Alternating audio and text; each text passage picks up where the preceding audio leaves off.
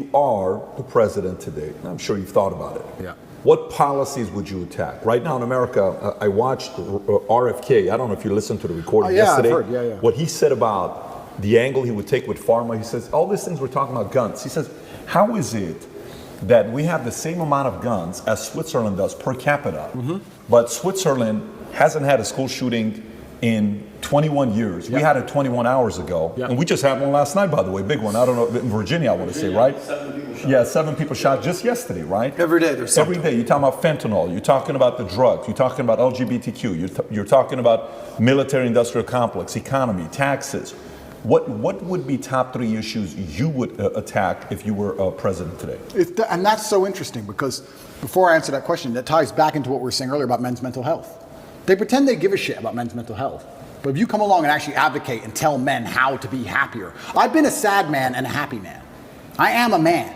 I know exactly how it feels on all ranges of emotion. And I'll be honest with you right now. When a man is sad, yeah, there is an inclination towards aggression. That's how we're born. That's how we're evolved. We're evolved with that inclination towards aggression. We need that to protect and provide. That's who we are.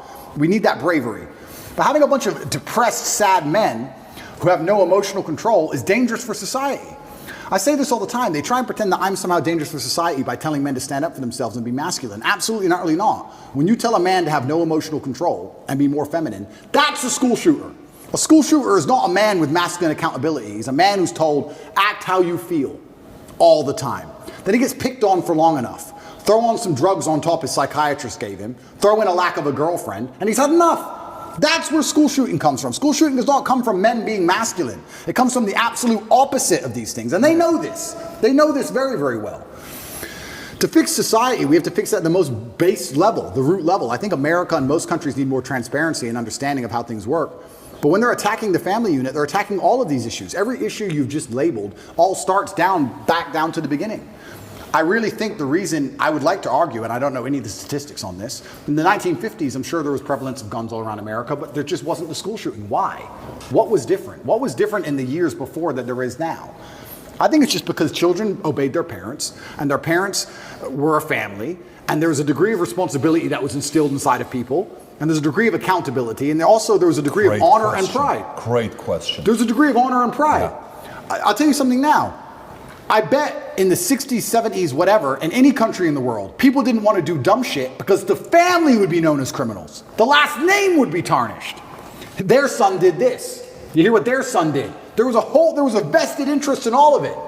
Now you have a school shooter who's going to go out there, be a piece of shit and kill people, and then their parents are on TV, well, yeah, he was failed by the system. They don't even feel any shame. It's unbelievable. If one of my children or someone close to me did something that heinous, I would be disgusted. I would apologize just for the name alone. There's no honor left. There's no pride left in the name. And this is what happens when you remove honor and pride from people. If you have no honor and no pride, nothing really matters. What matters anyway? It doesn't matter if you're out of shape. It doesn't matter if your kid's a piece of shit and a criminal. Nothing matters without honor and pride. And this is done on absolutely every level. I said this to Tristan the other day. I was actually saying we were driving, well, the other day, long time ago. I haven't left the house in a while. We were driving and I said, even on the most base level, I said, every building is ugly. Have you noticed that every new building is ugly?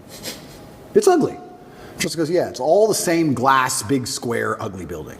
In the 1400s, we built these ornate, gorgeous buildings. And now everything's ugly. Why is that? And well, I'll tell you why it is. It's because they don't want you to have any intrinsic attachment to a specific place. If all the buildings are beautiful in a specific town, you have intrinsic attachment to that town. You care about that town. You want good things for that town. You'll protect that town. You'll defend that town. What is that? That's a barrier. That's a parameter. If everything looks the same all the time, you'll just move. Who cares? Oh, they've messed up San Fran. Who cares? I'll move somewhere else. Let's move somewhere else. It's all the same. Globalism doesn't matter. It's all the same. Buildings in Berlin and New York, they all look the same. Where's all the beauty gone? When there's beauty, you have an attachment to that beauty. They want to remove all your attachments from everything. Even now, when they try and psyop you into, let's say, the way that models all look different than they used to before, right? Models all look different. Victoria's Secret. Yeah, and I was arguing this point, and someone's saying, oh, but that's because you have Eurocentric beauty standards. I said, no. I'm going to correct you, because I know you think you sound smart using the word Eurocentric, and I'm going to correct you because you're a dumbass. Let me tell you what beauty standards are. Beauty standards, by definition, for something to be beautiful, has to at least be unique. If everything is beautiful, then it's not beautiful. Are fathers necessary for all of recorded history? If everything's beautiful, then it's standardized. For you to take a model who looks the way they look without any effort at all, and they look like most out of shape, uninteresting people on the street, you cannot call that beautiful because it's standardized, you can see it everywhere. Beauty means it must have been difficult to obtain. Whether it's a building, it's difficult to make because it's ornate, or a woman who's trained really hard to have a beautiful figure, that is difficult. Difficulty and beauty are linked. You can't have beauty without difficulty. You cannot show me another model and tell me that my Eurocentric beauty standards are saying she isn't hot, because that's not why. She isn't hot because she's made no effort. She hasn't tried. That's why. And they're doing this with everything. Everything is ugly. Nothing has a standard. Nobody has to try for anything. No parameter. No baseline belief of what's true and what's false. Everything's subjective. Your truth. No, there's the truth. There's no such thing as your truth. And this is an attack on every single level. They're assaulting us from everywhere. Even the buildings they build are assaulting you, so you can't even just drive through a town and go, wow, look how much energy has been put into this place. I love this place. I will not allow them to do it to this place. Now it's just like, we can move there. Let's move there. It's all the same anyway. It's all a Starbucks on the corner and a 7-Eleven. Who cares? It's all the same. Why fight? Why fight for any of it? It's all done purposefully. I'm telling you, call me a conspiracy theorist, call me crazy. I don't understand why an architect would now decide, who hires an architect? I'm going to build a building. Let me hire an architect to come up with the same sketch of the same bullshit building, which is already existing everywhere. How much did I pay him? Yeah, what we're going to do is we're going to build a skyscraper made of grass that looks like every other one. Is that it? We did all this 600 years ago. We built cathedrals and now we build this crap? Why? Everything is on purpose. It's all a psyop. It's all a psyop. When they're putting these models on there, the psyop is you don't have to try. You don't have to try at anything. Don't try. Doesn't matter. Just don't try. Wait for the government. We'll give you some food stamps. You'll be okay. It's participation trophies. It's slavery. It's slavery.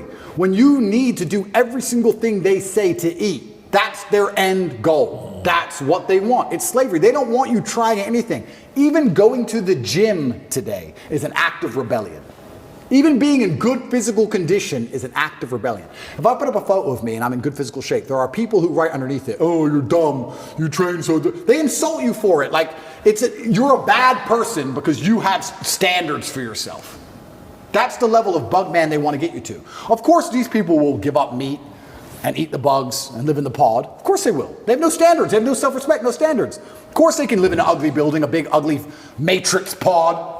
That's all they want. Is it somebody has to sell you on that? Or is it going back to conditioning? Or what would it be? Is it someone selling you or is it conditioning? And it goes back to my original point about the family. I do believe that the reason we didn't have so many problems before is because I believe the families had standards. And some cultures still do. I have friends who are Chinese. My dad, I cannot not get an A. That's just their culture. When my dad was still alive and he was teaching chess, my dad would charge $400 or $500 an hour for chess lessons. And towards the end of his life, he goes, all of my students are Chinese or Indian. Nobody else wants to spend money, $500 an hour to teach their kids chess. Only the Chinese and Indians will spend that money to make sure their kid is that good. So that's it. They're the ones who invest the most in their children. They still care on that level. But most families don't wake up and go, I want my children to act a certain way for the legacy, for the family name as a whole. I'm instilling standards upon them because of the last name. My entire life I've had standards instilled upon me. My entire life. Your last name's Tate, you can't do that. Your last name's Tate, you're not allowed to do that. Your last name's Tate, hit him back. I've been like that my whole life. And now we've removed all standards from everybody. This is why you get school shooters. These school shooters should be too embarrassed to even embarrass their fathers.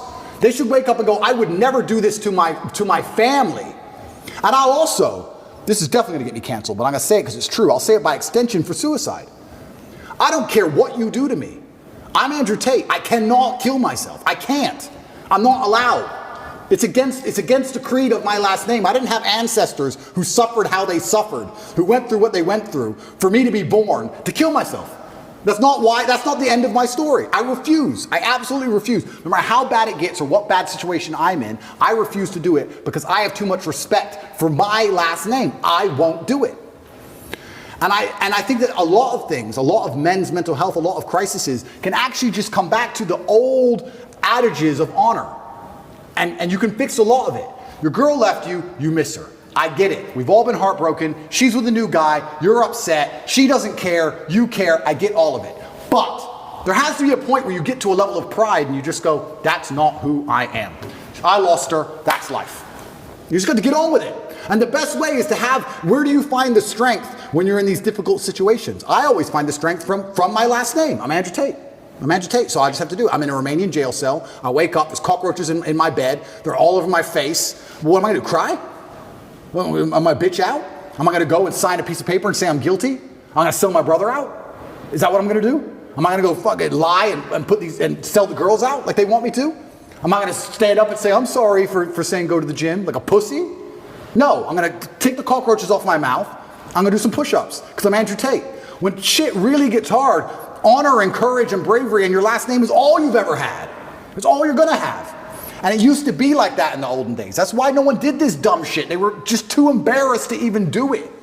And this is why you're saying, how do we fix the country?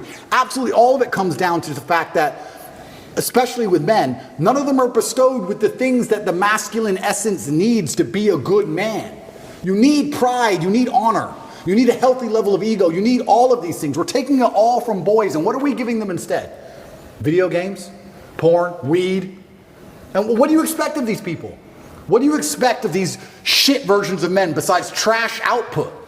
You're going to get garbage all across the spectrum. Either they're going to do nothing or they're going to do something bad. They're certainly not going to do anything good when they don't try for anything in their lives. How are they going to do something good? The scary thing about all of this is that there still are two teams in the world. And there is a side of the world where they don't accept this crap. How long is America going to compete globally when you have countries like China and Russia and these other countries where they don't do this? I don't know if you saw, they did that survey to kids of what they want to be when they grow up. Did you ever see that? Yeah, it was crazy. Every American kid wanted to be a YouTuber. Yeah. Every Chinese kid wanted to be an engineer or an astronaut. Yeah. Who owns the future? Who owns the future? We're in so much trouble. We're in so much trouble as a society, and what are we arguing over? It's insane. And what do they show you on TikTok, though? Absolutely, exactly. But let's stay on this. You asked a very important question. Let's go back to it. We had the same amount of guns, 1950 per capita. Brandon, can you look at that per capita, how many guns we had in 1950 versus today? Yeah.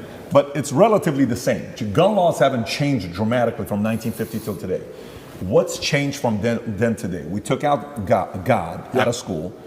Prozac was invented in 1987. Yep.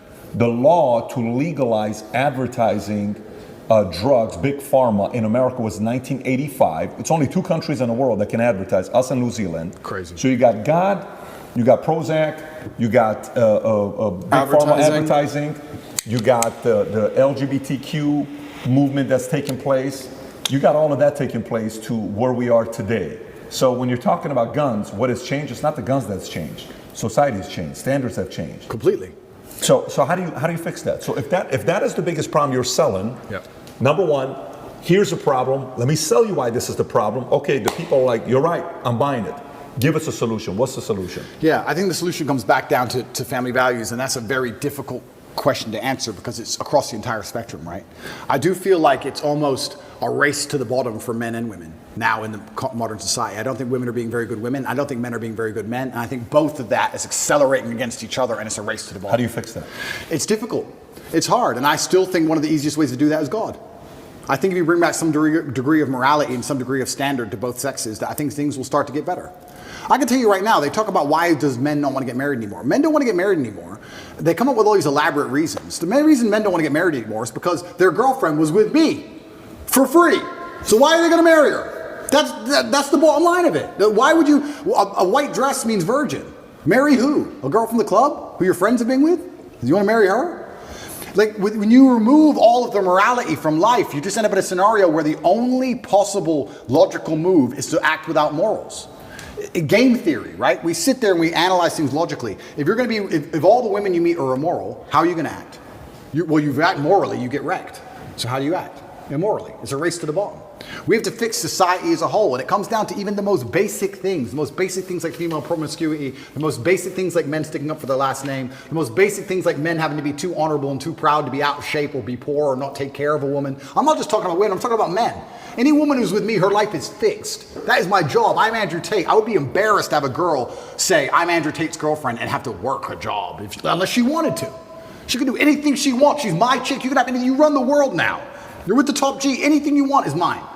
I'll take care of you in every single way, but you must take care of me. I take care of you financially and physically. You must protect me spiritually. You must do your job.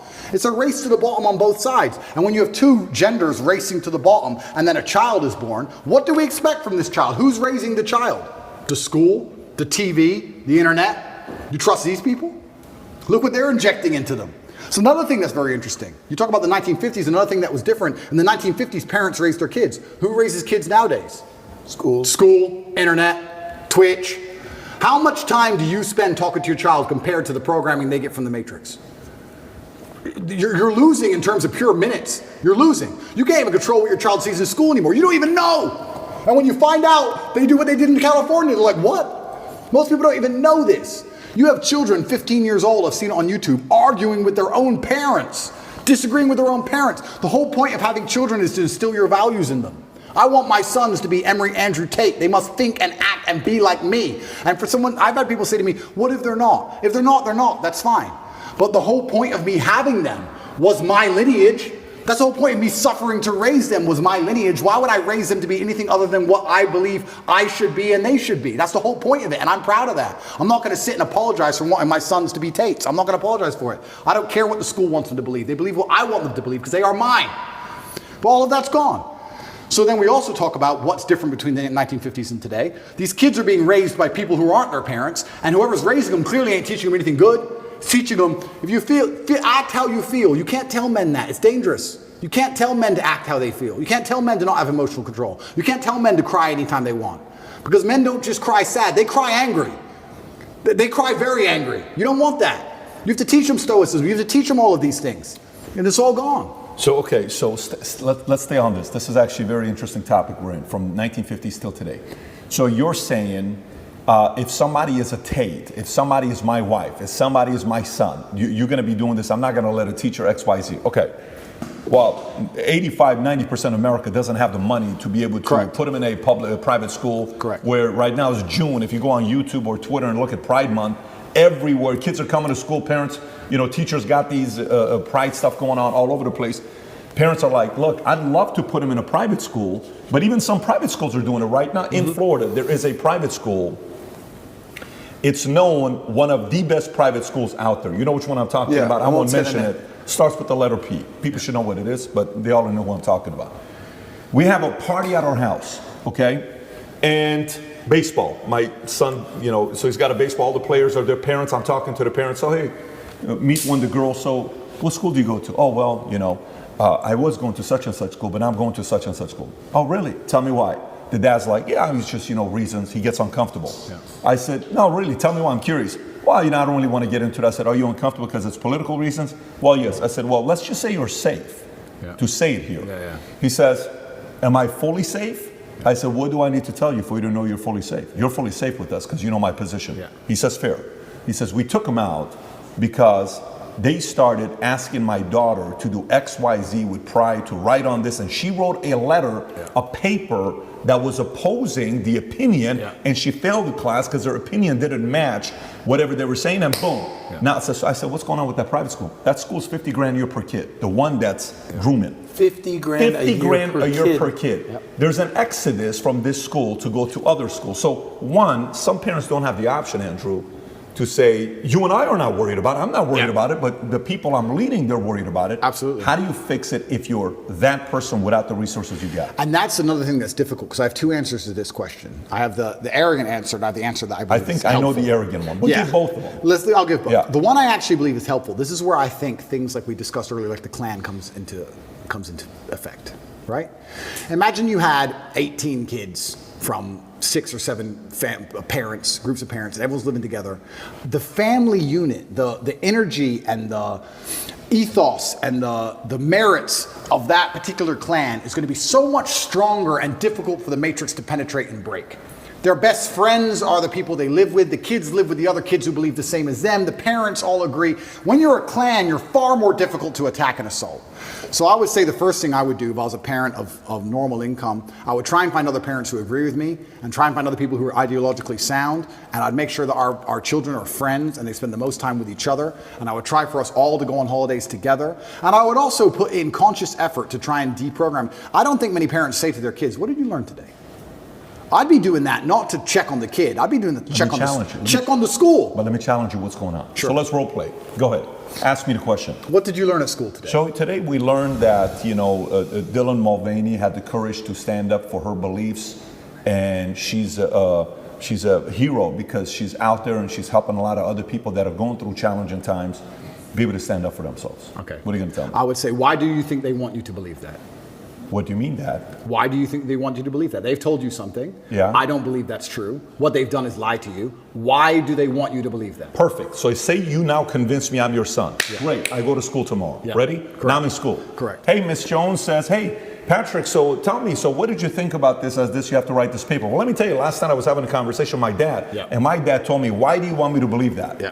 Then comes the phone call. Yep. And then now you're cornered as a parent, and now what do you say to the school? Say I'm the school, role play. Correct. And I can't role play it by myself. That's It's what I'm difficult. saying. It's That's the difficult. point. And this is the exact point why you need a clan, you need a network, you need other parents. If I was a parent and my child was Yeah. going to public school, I'd be extremely interested in finding other parents whose kids were going to that public school. Yeah, you have the PTA meetings, etc., but there has to be a degree of strength in numbers. It's hard.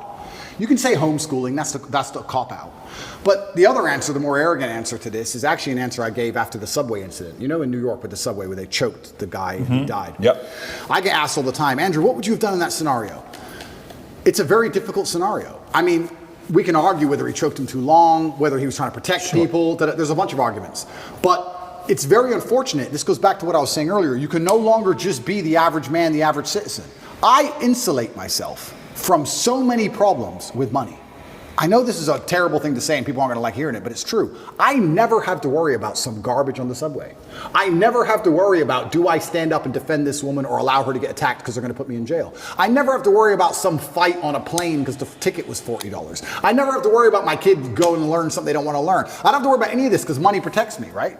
So when I say this, like if I have a girl and she's saying, all you do is work, you need to be a dad too. I'm being a dad by being rich. That's me being a dad. That's how I protect you all. I'll work 18 hours a day every single day. That's me being a dad more than almost anything, because that's how I protect you and everybody else from all this insanity. It's the only way to do it, because you need to be flexible. We're fully on the same page. I'm on the same page as you. I also went and made the money, so I get to pick and choose. Yeah. What I'm talking about is a message, because the reality is not everybody is going to go out there and make the Correct. 10 a month or Correct. whatever you make. It's just not going to happen. Correct. The market's not set up that way. Correct. Quite frankly, not everybody brings that kind of value to the market. Correct. To garner that kind of pay. You know that, I know that. Correct. Okay, how can you and I help the audience that is sitting there, great citizens, Yep. net positive. Yep. They take their kids to church on Sundays. Yep. They work their butts off. They're doing their best to keep their marriage together as hard as it is. Yep. They're paying the bills for the kids. They're making 80 grand, 120 household income. Yep. They can't talk like you and I. You're right. What do they do? You're right. Let's give them the solution. You're right. So if I was them, here's what I would do. I would make sure that my family had core parameters and core beliefs that we believed in, and I would fact check everything my child was told against those core parameters and core beliefs. So let's say one of our core parameters and core beliefs was hard work. We believed in hard work and dedication. When they came home and told me something about body shaming or the fact that models can change, I'd say, does that agree with the beliefs and the merits that this family has decided we're going to operate under? Yes or no? I would have a framework, I would have a gate which ideas have to penetrate through. Every idea has to be fact checked against a gate, a parameters of set values that was stuck to my last name. Honor, courage, discipline, hard work, whatever those parameters are. And I'd say to my child every day, what did you learn in school? I'd listen to it and I'd say, does that align with our value on this? And also, I'd make this very clear, because this was done to me as a child. I'd make it very clear to my children that they're exceptional. I think every single person is exceptional for different reasons. We talk about normal children, normal families. That doesn't mean they're not an exceptional individual. They can still be an exceptional person. Totally. Who knows what they might become? Sure. I'd say you're an exceptional. You don't believe what everyone else in that school is told to believe just because it is said. You're an exceptional person, and we have a framework we operate under because your last name is X, and our framework is this. Does that align with hard work and dedication? No, it doesn't. Why are they trying to tell you that? Because they're trying to attack the framework which you need to be successful. My father said to me when I was young, my father had many quotes, and I use them all the time, but one of my favorites was, I allow manipulation to find out where my enemy wants me to go, and then I use my mind to break the trap and punish the perpetrators. That's the exact line I will tell my child. I'll say, they've attempted to manipulate you. We've allowed it. I allowed you to go to school and listen to this. Why were they trying to manipulate you? Where do they want you to go? They want to take you away from discipline. Yeah. They want to take you away from hard work. Now we're going to use our minds to break the trap. We now know what they want. My father explained this saying to me, and he said why it was so important, and it's true. If you don't allow them to manipulate you at all, you don't know where they want you to end up. You might get tricked another way. You might take another road to the same destination. Mm-hmm. You allow the manipulation. Tell me what you want me to believe. Tell me what you want me to understand. Allow it to manipulate me all the way to the end. I see the end goal. Yep. This is what you want. No. And this is what I would teach my children. Explain. Your time in school is going to teach you some very important things that you need to know. And they're also attempting to psyop you and trick you and poison your mind. And we are going to discuss daily, built within our family framework, within the code of our last name, to see which are true and which are lies. It takes work, like everything else on earth. It takes work. And I know it's hard. Parents are out there, they're working, they haven't got time, their kids are on the internet. It's difficult, but you have to put the work in because you are almost fighting an enemy for the minds of your children now. You know what I think? You know what I think is, that's great, very good feedback. But so I lived in Iran, and in Iran, you'd go out there and you'd say, so hey, listen, people asking about religion, don't talk about it. Are we Christians? I don't know. Talk to my mom and dad. You don't need to answer the question, right? Because there's that fear. So parents are teaching kids to not talk about their values and principles. The element that parents fear what the school's gonna say to them and not give the kids the best grades, because imagine you got a 10th grader or even a senior. If you really say what you believe in, that teacher gives you a C. You don't get the A to get the 4.3 GPA to get the scholarship because you can't afford it. You have to be like constantly like this. So parents are telling their kids, look, whatever I'm telling you, don't tell them. I think it's bigger than that. I think a part of it is this is the first time we had stats, and I don't know how long this was, where kids graduating high school are not valuing a four-year college as much as they did before, okay? That is a threat to the establishment because they can't be a control, right? Number two is there is an element, when I'm watching this video with these parents yesterday in Glendale, and this is where I grew up, this is my street. I grew up Broadway and Verdugo, right next to that post office. I'm 200 yards away from the high school is where I grew up, and I lived on Doran for a couple of years before I went to Wilson Junior High School. And I'm seeing these parents upset, like, how is this? This is common sense. Leave these kids alone. I think there's got to be an element of those parents coming together and a form of a strike, I believe, to say, if you want the tax-funded money that's being given to your school district, hey, we're not coming. We're going to decide to do schooling together, and we're going to use this place or this facility and that facility, because they have to feel the pain. They cannot do that to the kids. So my only messaging with what you're saying right now, number one rule is what? Go start a part-time income, make an additional $3,000 a month so you can send them to the private school that they're teaching right values. Okay, that's number one. Two, I can't afford to do that. Three, this is the other option that you got. And you're right. And Trump said it in his book, The Art of the Deal. He said, if you're not prepared to walk away, you can't negotiate. And that's the same with absolutely everything. If there's never a bottom line in which you say enough, then you can't negotiate. You have no negotiating position. We talk about this when it comes to children in schools, but this is also very applicable for relationships. I've had girls who say to me, you know what, I was watching TV and they were saying that, I don't know, X, Y, Z. And I would say, listen, I take care of you. I love you very much. I'm going to make sure you have everything you've ever wanted. I'm going to make sure you're physically safe. That's why you're not going to go walking home alone drunk. It's not because I'm a misogynist. It's not because I dislike you. It's not because I'm controlling. It's not because I'm manipulative. It's because it's for your safety, and your safety to a degree is my responsibility. But I saw on the news X, Y, Z. If you believe the news over me, then go find another man. You have to be prepared to walk away, right? This is the bottom line of it. This is what I personally believe. These are my values. 100% with you. These are my values. And this is what I personally believe. If she says, well, no, I'm not listening to you, and I stay with her anyway, well, then it's over, isn't it? And then she's going to do whatever she wants. But not everybody can do that because you've earned the right. Of course. The proposition you're offering is so high that they have to sit there and say, I can't lose this guy. Completely. And this is where we go back to the original point about how difficult it is to be the average man now. It's becoming more and more difficult. We're in a position now where you have a racetrack and you have Ferraris and Nissans. And yeah, we can discuss how the Nissan might beat the Ferrari, but the truth is, it's hard. It's very, very hard. If I was a man and I was starting all over again, I would do the same things I did. I would wake up and say, okay, this game is extremely difficult. My best chance is to level up my character to a point where the game becomes easy. Because life does become easy at a certain point. Yes, now I'm in a very unique situation. But before this situation, I had only 3 problems in my life. My health, which I take care of, my woman, who I take care of, and money. That was it. If I made enough money, I had no other problems. If you're broke, you have lots of small problems. Yeah. The car doesn't start, the school fees are coming up, whatever. We need new clothes for the kids. I had one problem to fix. If I fix my one issue, everything else is fixed. You get to a point in life where someone goes, oh, we've got an issue. How much? Just tell me the number. I don't even want to know the ins and outs. Just do the transfer, make it go away.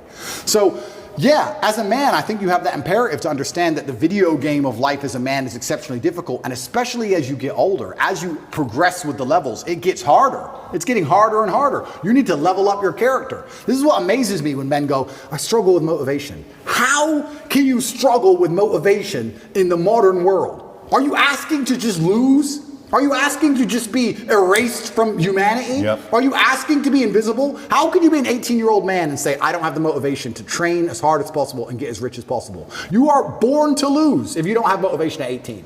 In the modern world, as competitive as it is, all those girls, those 18-year-old girls you go to school with, are talking to some 28-year-old man with a yacht somehow.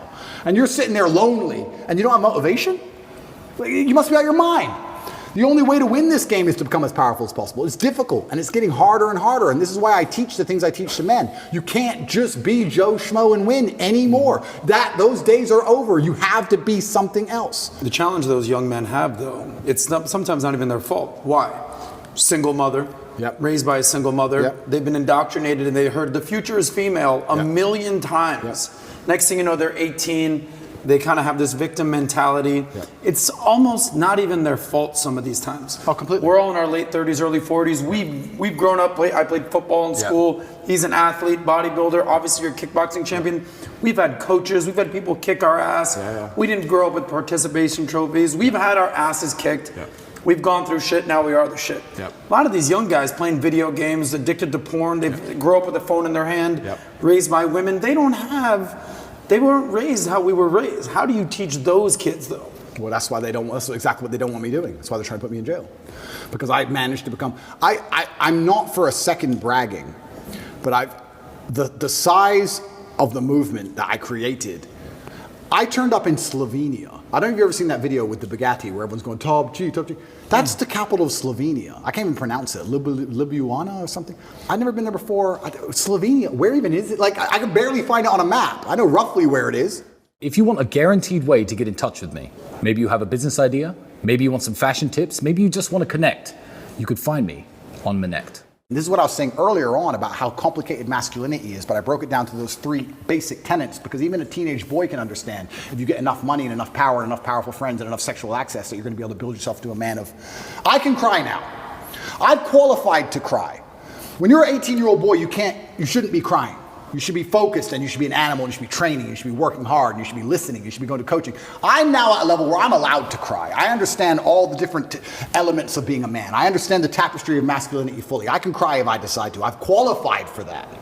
But before you get to that point, you have to go through all the hard shit. And the hard shit I've broken down to the 3 basics. And I think that's why they're coming to attack me so heavily. Because of what you just said. I'm telling kids things, and especially people often ask me, especially Matrix Media, they say, why did you get so big?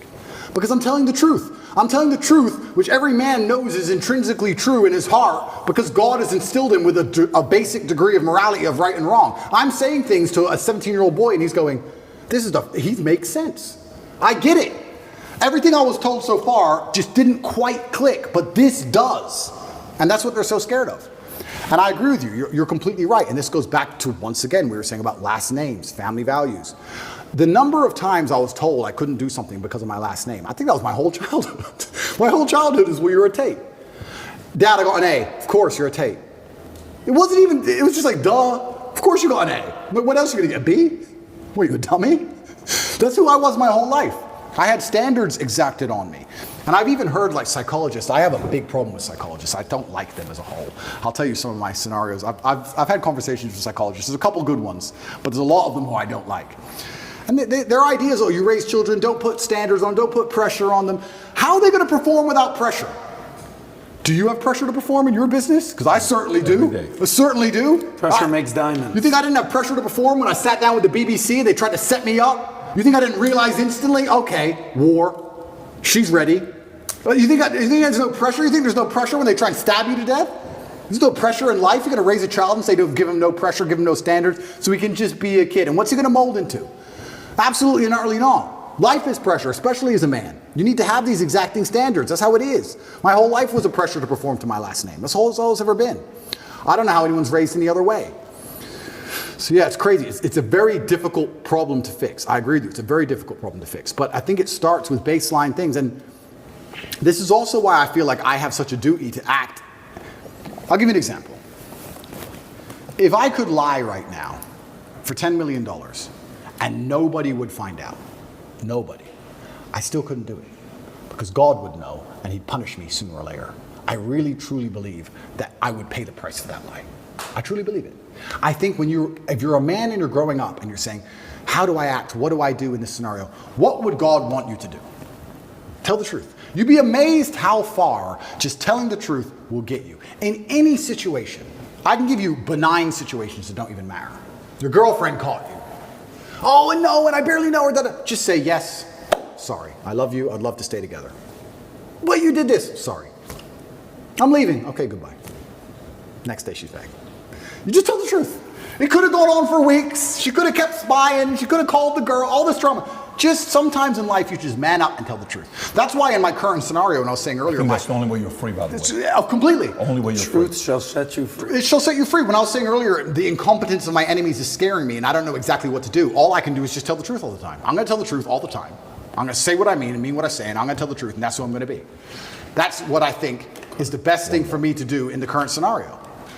But we're not even instilling that in children anymore. We're not even telling children how important it is to not lie. Well, but that's also part of what you're talking about. I want to show you the stat because the guy sent it to me. And then we'll put this for the audience to see as well. Percentage of gun ownership from 1972 till today. Same thing. Exactly the same. If you look at the numbers, pretty much the same thing. So what's been the biggest difference is a lot of these things that we just talked about. By the way, that question you asked from 1950 till today, the candidate that's talking about this, again, I went back to politics, RFK is talking about this. Yeah.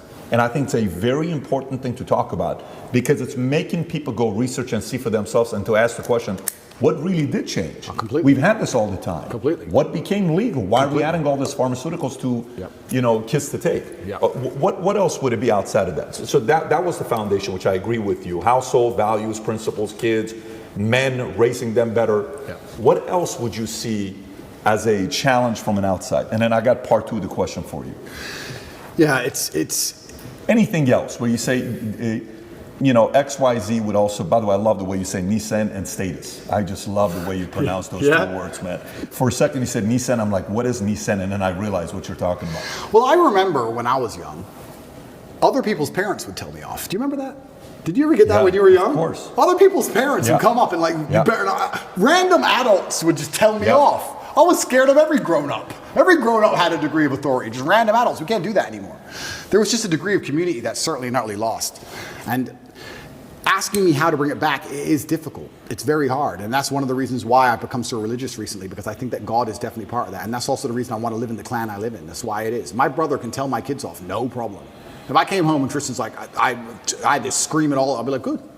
I trust him in his judgment. Good. Scream at them then. Good. They're children. Also, sometimes, you know what? Kids need to be yelled at sometimes. Why not yell at them? What are they going to do? Life's hard. Life's hard. The way we pander and baby children, especially, is insane. I was talking about this the other day. I was talking about how I have a pet peeve, and one of my pet peeves is painkillers. And I was being typical me, and I was going over the top. But I was saying, I was discussing with this guy. This guy said, have you got any aspirin? I said, there's no aspirin in my house. And he said, why? I said, brother, you are not facing 1% of the life difficulties I am facing. Think about it. No government's trying to lock you up. The Matrix isn't after you. They're not trying to frame you. Nobody wants you dead. When God finally gives you a tiny headache to give you something to show you're half a man, a little bit of resilience, you pussy out and take an aspirin. Can't you just have a headache? Just have a headache. And not only just have a headache and don't mention it, because I don't care. So don't even talk about it. Nobody needs to know. Just have a headache and be quiet. I have a headache, Twitter. Yeah. What do you want? Do you want therapy? You want sympathy? Nobody cares you have a headache. Shut up. It kind of goes back into my original conversation when I was saying I don't like psychotherapists and all their garbage, because they're constantly, I don't believe in, I've had conversations with therapists a few times, and my biggest detractors and enemies say, you need to talk to a therapist. The last conversation I had with a therapist didn't go very well. I said I didn't believe in most of their field and that was garbage. And she said, why? And I said, because there are some boys who don't drink alcohol because their dad was an alcoholic, and there are some boys who are alcoholics because their dad was an alcoholic. You have the same scenario and different outcomes. So I don't believe in it. And she said, well, no, it's not an exact science, but we have generalized rules that we can follow that lead to patterns of behavior. I said, but I'm not a generalized person. I'm an exceptional person. So everything you've learned and everyone you've ever spoken to and everything in your books does not apply to me, because I am exceptional and I'm smarter than you and I've done things you could never do, and I'm a world champion athlete and I'm richer than you'll ever be. So nothing you know can possibly apply to my mindset. So why are we sitting here talking? What was the reaction? She just wrote things down on a piece of paper. Probably called me an arrogant piece of shit. Probably said don't like this guy. Complete narcissist, Yeah, 100%, egomaniac, 100%. who knows what's going on But here. I'm right. Yeah. There's nothing you've learned in your You book are that exceptional. applies to people. It doesn't apply to me. It doesn't apply to me. So I don't want to hear it. Don't care. Don't care. And this whole idea, this goes back to the thing about painkillers. That's something I didn't just make up. That's from my dad. I remember being at my friend's house, and I remember him saying I need an aspirin, and he had an aspirin. I remember just being a child and coming home and saying I want an aspirin. I remember my dad going, for what?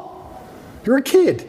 Shut up. No, you're not popping pills. And I remember my mother going, it's only an aspirin. No, there's nothing wrong with you. Your body is going to go through the same damage it's suffering, if any at all, whether you feel the pain or not. Man up, get over it. It comes down to the details. It's like if you're a professional fighter and you get to a certain level, your coach, once you've been training for 10 years, your coach is honing you on the details. It's the tiniest details that make you a predator. The tiny things. Mayweather does 1% better than the guy he beats. It's the tiny details. So simple things like denying a child a painkiller when you know there's nothing wrong with them. I'm not saying if he had surgery, you can't have painkillers. I'm saying if he walks in, there's nothing actually wrong with the kid, say no. It's all the tiny little things you need to do to instill pain. You need to instill that resilience inside of them. I was in jail, and I could just hear crying and sobbing from every cell but mine. Everyone's in there having a mental breakdown, but me. And the scariest thing about my position, and I think it's the position for most people who end up in jail in Romania, because of how the legal system works and the extensions, and you don't know how long you're in there for. You don't know. It could be a year, could be 5, could be 3 days. That's what messes with your brain. You're like, do I prepare for 6 months of this? Do I prepare for 5 years of this? What's going on? Nobody knows. Everyone's in there having mental breakdowns but me. Why did I not have a mental breakdown? Because I've had too much crap happen to me too many times and never took the painkiller, never took the easy way out, never asked for the therapist, never been a bitch about it. This is how life works. There's no way to the top besides the difficulty and the pain and the trauma. I'm really flabbergasted that there's men out here who still believe they're going to somehow become something of importance without it. Of course she broke your heart. Good. I'm tired of people complaining and crying about it. That's the game. That's the life. So yeah, it comes down to tiny things, even down to painkillers, smallest things. Another thing my dad used to make me do, he used to just make me drink water. I remember being a kid and it would upset me. I'd be sitting there playing chess or whatever. He'd say, go drink 2 liters of water. And I'd go and I'd get some water and I'd start drinking it and say, I'm not thirsty, I don't want to drink the rest. And he'd stand there and make me drink all 2 liters. Now I understand it was just compliance. 2 liters of water is not going to hurt me. Not going to hurt me. Do I really need it? Who knows? I drank a liter. Why do I have to drink all 2? Because he said so. That was the household. If I tried to rebel, I really don't want it, I'm not thirsty, you're going to drink that water. That's it. And it's all these tiny things that instill discipline in you. Over a long enough time frame, drink water. Yes, sir. Bring that to compliance today, though. Bring that to compliance today. Say your dad is around today, Yep. and you're 12 years old, Yep. and you're living in Ohio, Yep. okay? And your dad is teaching you compliance. Yep. And your dad says, okay, so now teacher in school tells you what to do. He's right, he's this, he's that. What is the angle you're taking at that time? Yeah, and that's another thing that's difficult, because back then it was much easier to say you shouldn't get in trouble at school. Right. Much easier. Than Today it it's is now. kind of like a badge of honor almost. Almost. If you stand up. Almost. And it is hard. But my loyalty was always to my last name above anything else. This just depends where your loyalty lies. I think that everyone, when we talk about, we can link back into religion and talk about atheists. I don't think there is such thing as an atheist nowadays. I think everyone has a religion. If you're not religious to God, you're religious to either this woke agenda, or you're religious to a political party, or you're religious to some kind of perversion. Everyone's religious to something. You have to decide what is you're most loyal to above everything. You have to put these things in hierarchical order. In our last talk, I said this. A lot of people hold beliefs and they don't know where they got them from or why they hold them. There's people walking around who believe things and they don't know where it came from or why they so strongly believe it. They don't even have any personal experience to link it to. You truly believe 2 + 2 is 5. Why? Oh, because it just is, and the news. No. What happened to you that made you believe? Nothing's even happened to you, and you believe this with your complete core. Yep. You've been psyoped. I know where my loyalties lie. I've had them in order. I know who I put above others. I absolutely and utterly know. And sometimes in the most harsh situations on earth, there's going to be scenarios in life which are completely and utterly, they're unexpected and they're exceptionally rare, where you have to make very difficult choices. But I know my hierarchy. I know if I was in a position, a hypothetical, where I had to choose between my brother or my girl, there wouldn't be a, oops, what do I do? I know the choice. It's never been the case between the two of you? It's never been the case between us yet. But if it happened, I know it would be. I've had girls say, I've had girls try and give me the line. I've had girls do it. I've had girls say, if you're going to live with your brother, then it's going to be weird. No, it's not what I'm asking. What I'm asking is, has a girl ever come in between you guys since you were kids? Never. Never. It's impossible. That's because of the value taught down. Completely. It's absolutely impossible. So the hierarchy of compliance and respect at that time, last name was first. Yep. Where would it be today? If you're raising kids today, yep. What is number one? Is it God? It is God. Is it me second? Then who? No, it is God. It's God first, and then it's the last name and the legacy in my teachings. I think it has to be God first. I think it has to be God first because God is the only thing that can resist this insanity. Yep. What is happening is truly evil.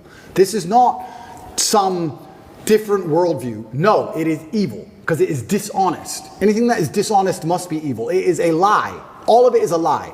It is constructed deliberately to be a lie. It's deliberately constructed to alter the minds of people to believe in lies. It is evil. So it has to be God first because God is truth. And I believe if I have children who put God first and then put respect for the last name and the things I've taught them second, it's very hard to corrupt them. How are you going to truly corrupt these people? It's going to be very difficult. And that's what I always try and do. And that's how I was raised. I was raised in a Christian family. I was actually raised religiously. Then I thought I was smart when I became atheistic. Because, yeah, there's a lot wrong with the world. And obviously, I've already apologized for that and understand I was completely wrong. But respect for my last name, even to this day, is still there. And that's why I say to my girlfriend, if we were walking down the street and 10 men approached with machetes, I'd just have to die. I can't be Andrew Tate ran away. I just can't. I can't be Andrew Tate ran away. I can't do it. That's the bottom line. If you're living in this clan, right? You're living here, your family, Yep. Tristan's family, Yep. you're raising your family. Yep. Muslim, Islam. Yep. Your brother's still Christian. Yep. How's that going to work? Well, there's one If God. God's first. There's one God. I truly believe there's different paths to God. I truly believe that. Like I said, I'm not a religious scholar, but it says in the Quran, people of the book. Even as a Muslim man, I'm allowed to marry a Christian woman. They are of the book. It's only atheists that the Quran has a problem with because there's something morally corrupt with them. But if you're a person of the book, a person of faith, we're not even says inside the Quran we're not supposed to convert you or insult you. We're not here to insult you or correct you. There's one path. There's different paths to the one God. I truly believe that. And another thing I'll say about clan living, in my experience, I think that men quite often get along in those scenarios. If anyone is hearing the idea of this and love the idea of this, but they feel like it would be argumentative or there'd be problems, I think that comes from the women. I think it's when women don't like each other or the woman's in the man's ear. You're too much with the guys. I think the women are more against it than the men for some reason, unless you have a very strong frame in the relationship. I don't have that problem, but in general, the men get along. The men love it. I think it's quite firm and quite rigidly installed inside of the basic psyche of men. We like that. Men feel best in a gang, in a group.